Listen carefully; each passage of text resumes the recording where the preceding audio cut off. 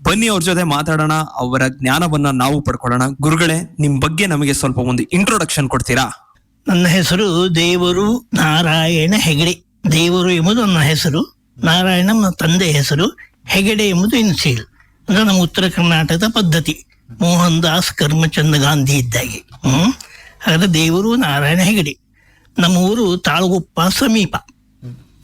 ನನ್ನ ಬಾಲ್ಯ ವಿದ್ಯಾಭ್ಯಾಸ ಎಲ್ಲ ಊರಲ್ಲಾಯಿತು. ಆ ನಂತರದಲ್ಲಿ ನಾನು ಶೃಂಗೇರಿಯಲ್ಲಿ 7 ವರ್ಷ ಸಂಸ್ಕೃತ ಅಭ್ಯಾಸವನ್ನು ಮಾಡಿ ಅದರಲ್ಲಿ ಪದವಿ ಪಡೆದು ಅಲ್ಲಿಯೇ ಜ್ಯೋತಿಷ್ಯಾಭ್ಯಾಸವನ್ನು ಪ್ರಾರಂಭ ಮಾಡಿದೆ. ಆ ನಂತರ ಮಾಸ್ಟರ್ ಡಿಗ್ರಿಗಾಗಿ ಉಡುಪಿ ಸಂಸ್ಕೃತ ಕಾಲೇಜಿನಲ್ಲಿ ಜ್ಯೋತಿಷ ವಿದ್ವಾನ್ ಅಂತ 5 ವರ್ಷದ ಕೋರ್ಸ್. ಮೊದಲು 7 ವರ್ಷ ಸಂಸ್ಕೃತ ಅಭ್ಯಾಸ, ಯಾಕೆಂದರೆ ಎಲ್ಲ ಜ್ಯೋತಿಷ್ಯ ಗ್ರಂಥಗಳು ಸಂಸ್ಕೃತ ಭಾಷೆಯಲ್ಲೇ ಇರೋದು. ಹಾಗಾಗಿ ಸಂಸ್ಕೃತ ಅಭ್ಯಾಸ ಇಲ್ಲದೆ ನಾವು ಯಾವುದೇ ಶಾಸ್ತ್ರವನ್ನು ಅಭ್ಯಾಸ ಮಾಡಲಿಕ್ಕೆ ಆಗುವುದಿಲ್ಲ.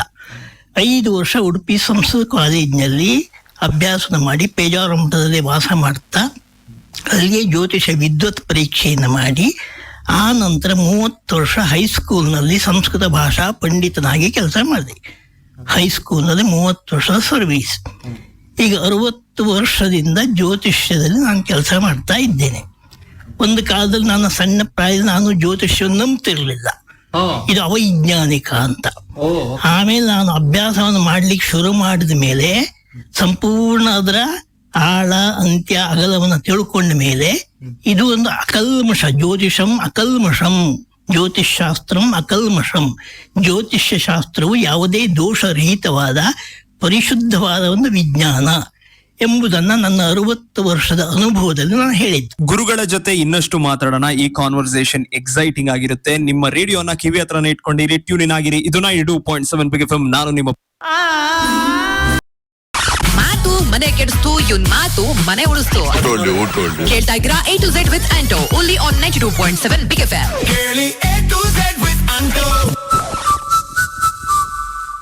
Once again welcome back. ನಾನು ನಿಮ್ಮ ಪ್ರೀತಿಯ ಆರ್ಜೆ ಆಂಟೋ. ಕೇಳ್ತಿದ್ರೆ A to Z only on 92.7 big F M. ನನ್ ಜೊತೆ ಗುರುಗಳಿದ್ದಾರೆ, ಆಗ್ಲೇ ನಾವು ಮಾತಾಡ್ತಿದೀವಿ. ಗುರುಗಳೇ, ನನಗೆ ಇನ್ನೊಂದು ಪ್ರಶ್ನೆ ಏನಂದ್ರೆ, ಕೆಲವೊಬ್ರು ಸಿಸೇರಿಯನ್ ಮಾಡ್ಕೋತಾರೆ. ಈ ಟೈಮ್ ನಲ್ಲೇ ಮಾಡ್ಕೋಬೇಕು ಸಿಸೇರಿಯನ್ ಆಪರೇಷನ್, ಮಗು ಈ ಟೈಮಲ್ಲೇ ಹುಟ್ಟಿದ್ರೆ ಒಳ್ಳೇದು ಅಂತ. ಇದ್ರ ಬಗ್ಗೆ ನಿಮ್ಮ ಜ್ಞಾನವನ್ನ ಸ್ವಲ್ಪ ನಮ್ ಜೊತೆ ಹಂಚ್ಕೋತೀರಾ? ನೋಡಿ, ವಿಧಿ ಲಿಖಿತವನ್ನು ತಪ್ಪಿಸ್ಲಿಕ್ಕೆ ಯಾರಿಗೂ ಆಗುವುದಿಲ್ಲ. ನಾವು ನಮ್ಮ ಮನುಷ್ಯ ಪ್ರಯತ್ನ ಒಳ್ಳೆ ರಾಜಯೋಗ ಇದ್ದಂತ ಟೈಮ್ನಲ್ಲೇ ಸಿಸೇರಿಯನ್ ಮಾಡಿದ್ರು ಆ ಮಗು ಹಿಂದಿನ ಜನ್ಮದಲ್ಲಿ ಏನು ಕರ್ಮವನ್ನು ಮಾಡಿದ್ರು ಅದರ ಫಲವನ್ನು ಅನುಭವಿಸ್ತದೆಯೇ ವಿನಃ ಮತ್ತೆ ಬೇರೆ ಅನುಭವಿಸ್ಲಿಕ್ಕೆ ಸಾಧ್ಯ ಇಲ್ಲ. ಈ ಹುಟ್ಟಿದ ಆ ಟೈಮಿನಿಂದಾಗಿ ಆಧಾರ ತಕ್ಕಂತಲ್ಲ. ಒಂದೇ ಟೈಮ್ನಲ್ಲಿ ಒಂದೇ ಆಸ್ಪತ್ರೆಯಲ್ಲಿ 3 ಜನ ಹುಟ್ಟುತ್ತಾರೆ ಅಂತ ಇಟ್ಕೊಳ್ಳಿ. ಒಬ್ಬ ದೊಡ್ಡ ಅಧಿಕಾರಿ ಆಗ್ಬೋದು, ಮತ್ತೊಬ್ಬ ಭಿಕ್ಷುಕನಾಗ್ಬೋದು, ಮತ್ತೊಬ್ಬ ಹೋಟೆಲ್ ಇಡ್ಬೋದು.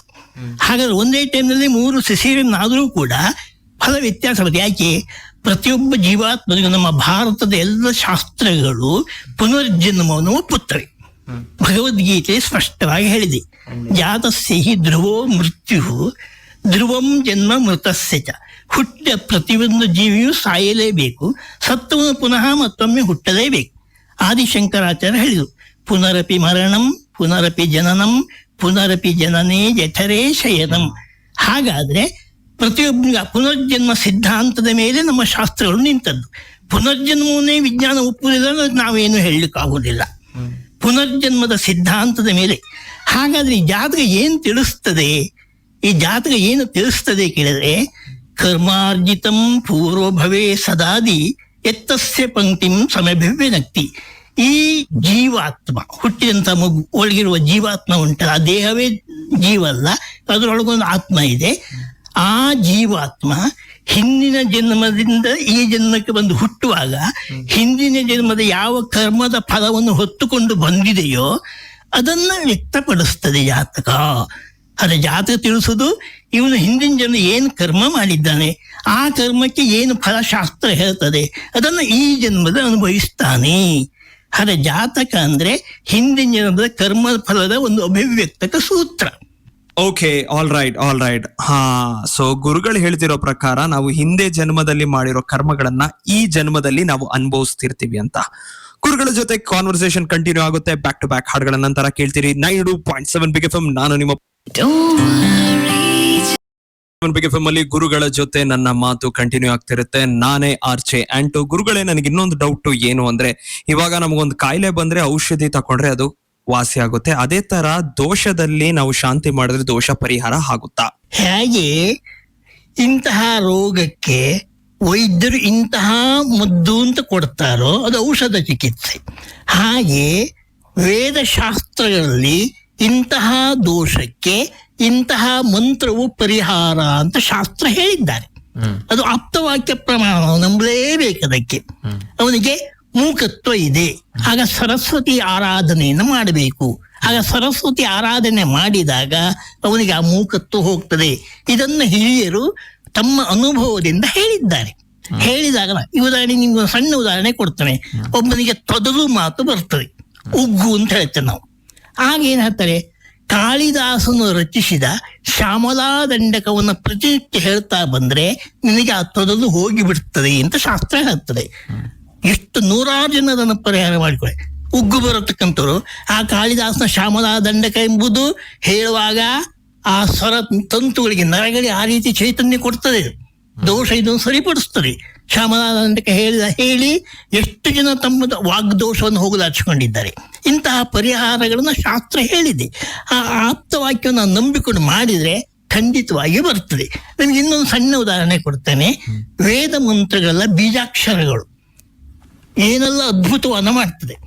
ಮಳೆಗಾಲದಲ್ಲಿ ಮಳೆ ಬರಲಿಲ್ಲ, ಮಳೆ ಬರ್ಲಿಕ್ಕಾಗಿ ಇಂತಿಂತ ಹೋಮ ಮಾಡಿ ಇಂತಿಂತ ಪಾರಾಯಣ ಮಾಡಿ ಹೇಳ್ತಾರೆ. ಮಹಾಭಾರತ ವಿರಾಟ ಪರ್ವ ಪಾರಾಯಣ, ಸುಂದರಕಾಂಡ ಪಾರಾಯಣ, ಆಮೇಲೆ ನೀರಿನಲ್ಲಿ ಕುತ್ತಿಯವರೆಗೆ ಮುಳಿಕೊಂಡು ಅಖಂಡ ಗಾಯತ್ರಿ ಜಪ, ಇದನ್ನು ಮಾಡಿ ಹೋಮವನ್ನು ಮಾಡಿದರೆ ಧಾರಾಕಾರವಾಗಿ ಮಳೆ ಸುರಿಯುತ್ತದೆ. ಇದು ಶೃಂಗೇರಿಯಲ್ಲಿ ಎಷ್ಟೋ ವರ್ಷ ನಾವೆಲ್ಲ ಇರುವಾಗ ಅನುಭವ. ಶ್ರಾವಣ ಮಾಸದ ಮಳೆ ಇಲ್ಲದೆ ಗುರುಗಳು ಎಲ್ಲ ವಿದ್ಯಾರ್ಥಿಗಳು ಅಧ್ಯಾಪಕರು ನದಿಯಲ್ಲಿ ತುಂಗಾದ ಇಲ್ಲಿವರೆಗೆ ಮುಳುಕೊಂಡು ಜಪ ಮಾಡಬೇಕು, ಸಾವಿರ ಗಾಯತ್ರಿ ಜಪ ಮಾಡಬೇಕು. ಆಮೇಲೆ ವಿರಾಟ ಪರ್ವ ಪಾರಾಯಣ, ಆಮೇಲೆ ಹವನ, ಇವುಗಳನ್ನು ಮಾಡಿ ಅಂತ ಎಲ್ಲ ಬೆಳಿಗ್ಗೆ ಶುರು ಮಾಡಿದ್ದಾರೆ. ಎಲ್ಲ ಅಂತ ದಟ್ಟ ಬಿಸಿಲು ಹೋಗಿ ಸಂಜೆ ಧಾರಾಕಾರವಾಗಿ ಮಳೆ. Wow, amazing amazing amazing. ಗುರುಗಳ ಜೊತೆ ಇನ್ನಷ್ಟು ಮಾತಾಡೋಣ. ಟ್ಯೂನ್ ಆಗಿದೆ ಇದು 92. ಗುರುಗಳೇ, ಇವಾಗ ಎಲ್ಲಾ ಜಾತಕದಲ್ಲೂ ಒಂದಲ್ಲ ಒಂದು ದೋಷ ಇದ್ದೇ ಇರುತ್ತೆ ಅಲ್ವಾ? ನೋಡಿ, ದೋಷಗಳು ಸಾಮಾನ್ಯ ದೋಷ, ಮಧ್ಯಮ ದೋಷ, ಅತಿ ಭಯಂಕರವಾದ ದೋಷಗಳು ಅಂತ. ರೋಗಗಳಲ್ಲಿ ಸಾಮಾನ್ಯ ರೋಗ, ಮಧ್ಯಮ ತರಗತಿ ರೋಗ, ಆಪರೇಷನ್ ಆಗಬೇಕಾದ ಯೋಗಗಳು ಹೀಗೆಲ್ಲ ಇರ್ತವೆ. ಆಗ ಅದಕ್ಕೆ ತಕ್ಕ ಚಿಕಿತ್ಸೆಯನ್ನು ಮಾಡಬೇಕು. ಸಾಮಾನ್ಯ ಜ್ವರ ಥಂಡಿ ಬಂದರೆ ಡಾಕ್ಟರ್ ಕೂಡಲೇ ಒಂದು ಮಾತ್ರೆ ಕೊಟ್ಟು ಕಳಿಸ್ತಾರೆ, ಹುಷಾರಾಗ್ತದೆ. ಆದ್ರೆ ಹೊಟ್ಟೆ ಒಳಗೆ ಗಡ್ಡೆ ಬೆಳೆದಿದೆ, ಆಪರೇಷನ್ ಆಗಲೇಬೇಕು ಅಂತ ಡಾಕ್ಟರ್ ಹೇಳಿದಾಗ ಅದಕ್ಕೆ ಸರಿಯಾದ ಪರಿಹಾರವನ್ನೇ ಮಾಡಬೇಕೇನಾಗಿ. ಜನಸಾಮಾನ್ಯರು ನಮಗೆ ಮಾಡ್ಲಿಕ್ಕೆ ಆಗುಲ್ಲ ಅಂತ ಹೇಳಿ ನಾನು ಮನೆಯಲ್ಲಿ 2 ಮಾತ್ರೆ ತಗೊಂಡ್ರೆ ಗಡ್ಡೆ ಕರಗುವುದಿಲ್ಲ. ಹಾಗಾದ್ರೆ ದೋಷ ಯಾವ ಸ್ವರೂಪದ್ದೋ ಅದಕ್ಕೆ ತಕ್ಕ ಪರಿಹಾರವನ್ನು ಮಾಡಲೇಬೇಕು. ಅದಕ್ಕೆ ನಮ್ಮ ಶಾಸ್ತ್ರಕಾರ ಏನಿದೆ, ಸಾಮಾನ್ಯ ದೋಷ ಆದ್ರೆ ನೀನು ದೇವರ ಧ್ಯಾನ ಮಾಡಿಕೊಂಡಿರೋ ಸಾಕಾಗತ್ತೆ. ಇಲ್ಲ ಮಹತ್ತರವಾದ ಹಿಂದಿನ ಜನ ಏನೋ ಮಹತ್ತರವಾದ ಪಾಪ ಮಾಡಿದ್ದಿ, ಆಗ ನೀನು ಅದಕ್ಕೆ ಮಹತ್ತರವಾದಂತಹ ಹೋಮ ಹವನ ದಾನಾದಿಗಳನ್ನ ಮಾಡು. ಹಾಗೆ ಮಾಡಿದಾಗ ದೋಷ ಪರಿಹಾರ ಆಗುತ್ತೆ. ಆಗಬೇಕು ಅಂತಿದ್ರೆ ಸ್ವಲ್ಪ ಕಷ್ಟಪಡ್ಬೇಕಾಗತ್ತೆ. ಉದಾಹರಣೆ, ಈಗ ಆಯುಷ್ಯ ವೃದ್ಧಿಗೋಸ್ಕರವಾಗಿ ಮಾಡಬೇಕು. ಅಂತ್ಯಕಾಲ ಸುವರ್ಣ ದಾನ ಮಾಡು, ನಿನ್ನ ಆಯುಷ್ಯ ವೃದ್ಧಿ ಆಗ್ತದೆ ಅಂತ ಹೇಳ್ತಾರೆ. ಆಗ್ತದೆ, ಉದಾಹರಣೆ ಉಂಟು, ನಾನೇ ಅದನ್ನು ನೋಡಿದ್ದೇನೆ. ಒಬ್ರು ಡಾಕ್ಟರ್ ಹೇಳಿ 8 ದಿನ ಬದುಕ್ತಾನೆ ಅಂತ, ಆಮೇಲೆ ಆಯುಷ್ಯ ಇಲ್ಲ ಅಂತ ನನ್ನ ಹತ್ರ ಕೇಳಿದ್ರು ಏನ್ ಮಾಡ್ಬೇಕು, ಬೆಳ್ಳಿಯ ಬಟ್ಟದ ಸುವರ್ಣ ದಾನ ಮಾಡ್ಬೇಕು. ಅವ್ರದ್ದು ಇಲ್ಲ, ಸಾಲ ಮಾಡಿದ್ರು ಅವರು. ಅಂದ್ರೆ ಯಾರಿಗ್ ದಾನ ಮಾಡುದು? ಯೋಗ್ಯ ಪುರೋಹಿತ, ಅನುಷ್ಠಾನ ಮಾಡ್ತಕ್ಕಂಥ ಪುರೋಹಿತರೇ ಮಾಡ್ಬೇಕು. ಹಾಗೆ ಮಾಡಿದಾಗ ನೀವು ಹೇಳಿ ಒಪ್ತೀರೋ ಇಲ್ವೋ, ಡಾಕ್ಟರ್ 8 ದಿವಸ ಆಯುಷ್ಯ ಕೊಟ್ಟಿದ್ದಾರೆ, ಆಮೇಲೆ 25 ವರ್ಷ ಬದುಕಿದ್ದಾರೆ. ಅಂದ್ರೆ ಏನ್ ದಾನ ಮಾಡಿ? ಬೆಳ್ಳಿಯ ಬಟ್ಟಲಲ್ಲಿ ಸುವರ್ಣ ದಾನವನ್ನ ಆಯುಷ್ಯ, ಸುವರ್ಣ ಅಂದ್ರೆ ಗೋಲ್ಡ್ ನ ದಾನ ಮಾಡಿ ಕೊಡ್ಬೇಕು. ಹಾಗೆ ಕೊಟ್ಟಾಗ ಅದು ಆಯುಷ್ಯವನ್ನು ವೃದ್ಧಿ ಮಾಡ್ತದೆ. ಅವನು 25 ವರ್ಷ ಬದುಕಿದ್ದ ಮೇಲೆ. ಶಾಸ್ತ್ರದ ಸುಳ್ಳು ಹೇಳಿದ, ಇಂಥದಕ್ಕೆ ಗೋದಾನ ಮಾಡು, ಇಂಥದಕ್ಕೆ ಭೂದಾನ ಮಾಡು, ಯಾವುದೂ ಇಲ್ಲ, ನಿನ್ನ ಹತ್ರ ಏನೂ ಸಾಧ್ಯ ಇಲ್ವೋ, ಅಖಂಡವಾಗಿ ನಿನ್ನ ಇಷ್ಟ ದೇವರು ಯಾವುದೂ ಇಲ್ಲ, ರಾಮ ರಾಮ ರಾಮ ಅಂತ ಅಖಂಡವಾಗಿ ಜಪ ಮಾಡು, ಅದು ನಿನ್ನ ಪಾಪವನ್ನು ತೊಳೆಯುತ್ತದೆ. ಅಂದ್ರೆ ಮಹತ್ತರ ಅಂದ್ರೆ ಅತಿ ದೊಡ್ಡ ಪಾಪ ಕೂಡ ಪರಿಹಾರ ಆಗುವಂತದ್ದು ಯಾವ್ದ್ರಿಂದ? ರಾಮ ಮಂತ್ರದಲ್ಲಿ ಉಂಟು. ವಿಷ್ಣು ಸಹಸ್ರನಾಮ ರಾಮ ಮಂತ್ರ. ಪಾರ್ವತಿ ಹೇಳ್ತಾಳೆ, ಕೇನೋಪಾಯೇನ ಲಘುನ ವಿಷ್ಣೋರ್ನಾಮ ಸಹಸ್ರಕಂ ಪಠ್ಯತೆ ಪಂಡಿತೆ ನಿತ್ಯಂ ಶ್ರೋತುಮಿಚ್ಛಾಂ ಅಹಂ ಅಂತ ಪಾರ್ವತಿ ಈಶ್ವರಕ್ಕೆ ಹೇಳ್ತಾರೆ. ದೊಡ್ಡ ದೊಡ್ಡ ಪಾಪಗಳನ್ನ ಮಾಡತಕ್ಕಂಥದ್ದು ಶಕ್ತಿ ನನಗೆ, ನಿವಾರಣೆ ಮಾಡೋ ಶಕ್ತಿ ನನಗಿಲ್ಲ, ನಾನು ಏನು ಮಾಡಿ ಪಾಪದಿಂದ ವಿಮುಕ್ತಿ ಹೊಂದಲಿ.